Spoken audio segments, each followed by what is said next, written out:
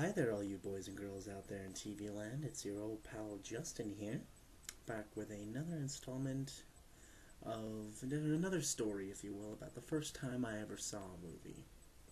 And once again, this isn't just any movie. This isn't just the first time I saw The Last Starfighter, or the first time that I saw Starman. No, no. This is the first time I saw The Evil Dead. When I first saw The Evil Dead, I was about 12 years old, maybe 11. And it was a Friday in June, and I was, me and my sister, like always around that time, we're getting together, getting ready to go to our mom's for the weekend. My mom and my dad are separated, and are divorced rather, and therefore, weekends we would go spend with our mom. And like always, we're at the local video store, Pick-a-Flick. That's right, the same Pick-a-Flick from the previous video. And I was, of course, going through the horror selection. My dad didn't cotton too much to horror movies, so the only time we could really watch them was with our mom. So we go over to the store, who are picking up movies, and I see it right there. The Evil Dead. Now, I had already seen Army of Darkness, and I quite liked it, in fact. And I was perfectly game to check out the other films in the series, because at that point, Army of Darkness was the only movie that I had seen in the Evil Dead trilogy.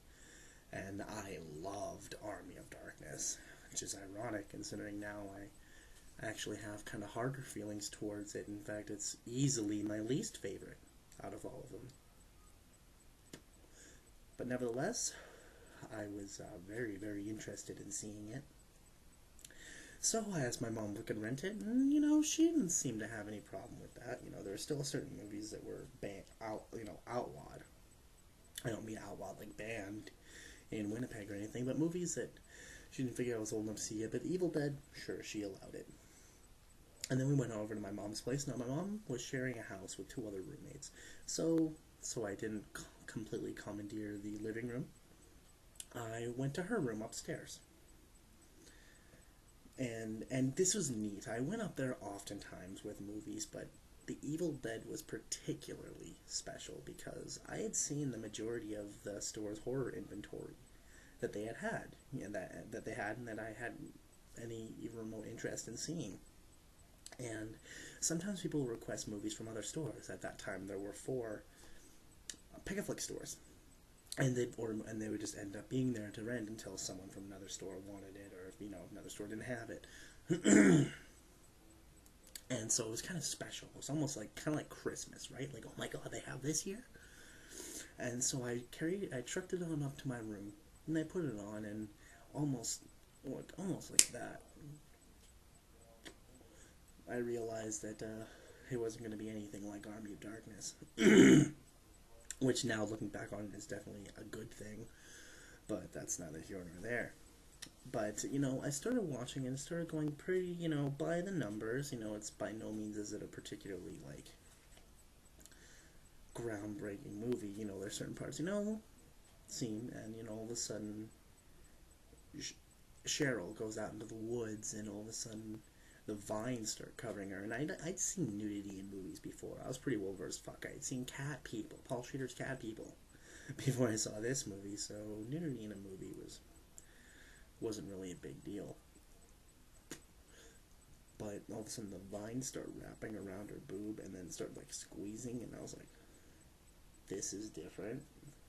And then the vines wrap around her legs and open her legs, and I'm like, what's going on here? I was like, someone gonna come and save her? And then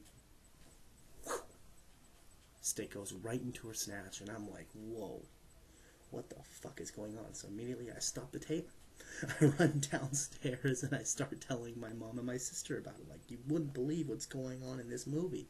And they'd be like, oh yeah, okay.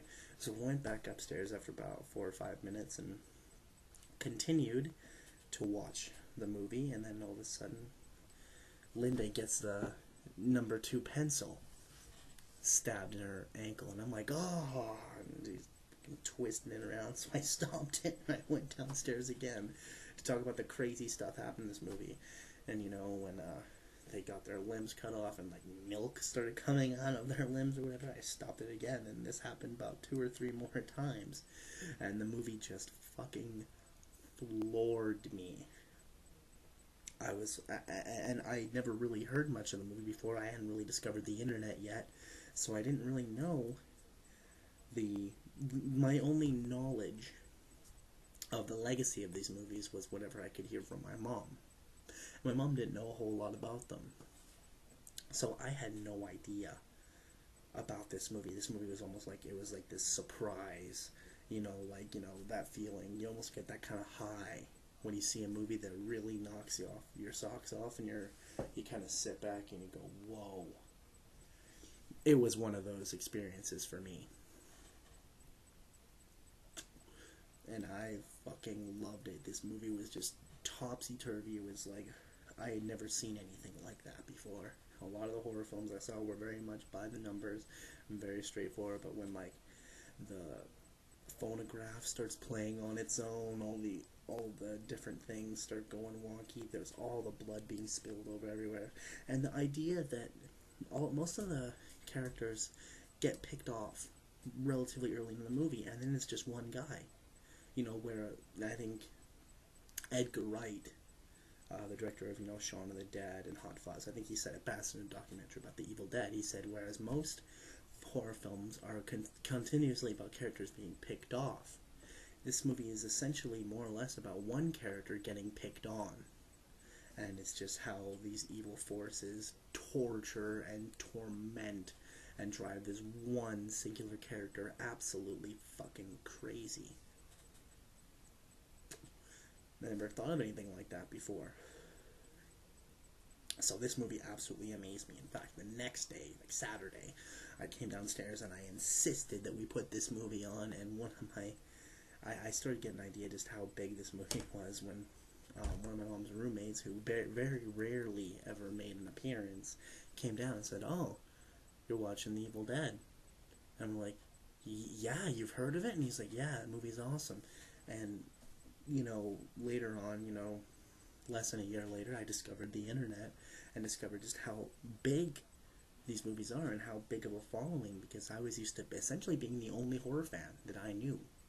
I was the only one who knew who George Romero was. I was the only one who knew who Lucio Fulci was. I was the only one who knew about the Evil Dead movies and about maybe not about Sam Raimi, because other people might have seen his films like Darkman, The Quick and the Dead. But, I didn't know there was this big following of people who actually liked these movies. And it definitely helped in my thirst for knowledge about these films. And when I discovered the internet, I discovered websites. I'm going to do my shout out right now to a website called houseofhorrors.com, which is the first horror movie website that I ever saw. And it's still a fantastic website to this day. The different pages on different movies are absolutely fantastic. I'm not going to be the asshole and be like, hey, where's the new stuff? Because, there's supposed to be a page for Last House on the Left, one for Suspiria, and one for Cannibal Holocaust, which there aren't yet.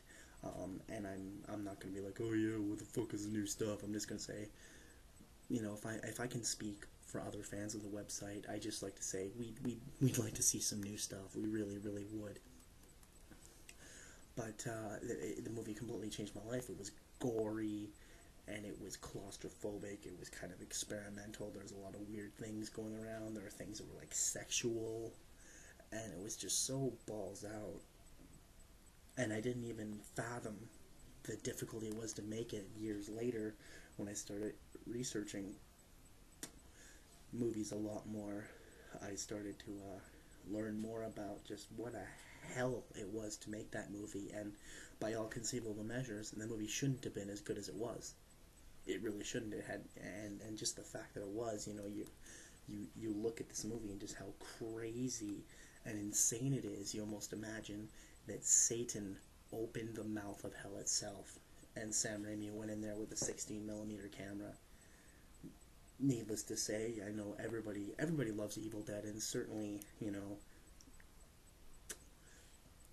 it's a, quote-unquote fan favorite. It's not exactly one of those movies that you can really get pretentious about, because, it's one of those movies that everybody's seen, but I think everybody who loved Evil Dead as much as I did, and everybody whose life was changed as much as mine was because of this movie. I think everybody should have a cool story about when they first saw it, and that's just mine. Looking back on it, it's interesting how I essentially took an hour and 35, an hour and 40 minutes to watch an hour and 20-minute movie, but I just had to keep going down and keep talking about the movie. And I think that's what's good about a lot of horror fans today, when they're seeing movies like this and they want to tell people about it, and sometimes it's that word of mouth that really helps out a movie. Movies like Hobo with a Shotgun, that title, it spreads by word of mouth. People want to see it, and as far as I'm concerned, I know a lot of people have differing opinions on the movie. As far as I'm concerned, Hobo with a Shotgun is a masterpiece, and I work the same way with The Evil Dead. I told everyone I knew about The Evil Dead. That's the same way I am for any movie. And to this day, I still love it, and I still cherish it. And I revisit that movie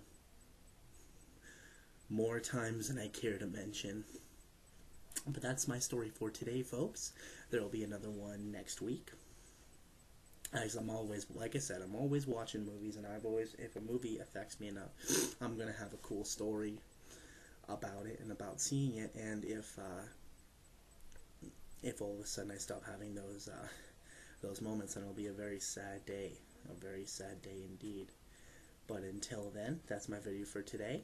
I hope you all enjoyed it, and this is Justin, signing off.